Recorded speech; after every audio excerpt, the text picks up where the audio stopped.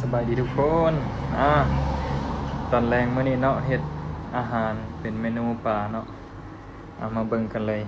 มาทางเบื้องนี้ก่อนนี่อันนี้มันปิ้งปลาเนาะปิ้งใส่ตู้ปิ้งอย่างดีเนาะกำลังหอมหวนๆอยู่เดี๋ยวลองเบิ่งว้าวอันนี้มันปลา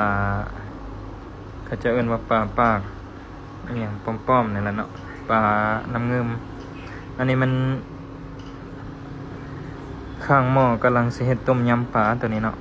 นี่อันนี้มันปลากดน้ำเงิมคือกันเนาะน้ำเงิมคือกันแต่คนละปลามาได้มากินน้ำกันทุกคนปิ้งปลาแซ่บๆคือแบบเฮาปิ้งใส่ไฟทานเลยเนาะ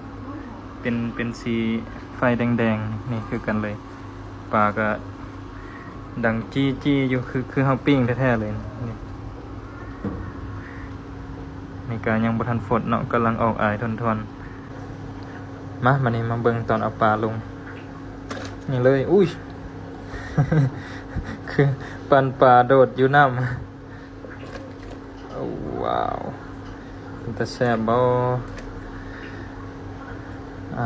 ต้มยำปลากดนี่เอาลงไปเลย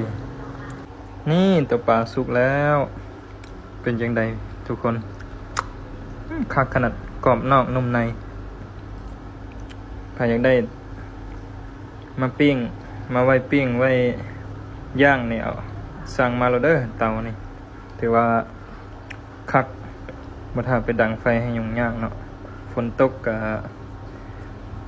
สบายขอเพียงแต่มีไฟฟ้า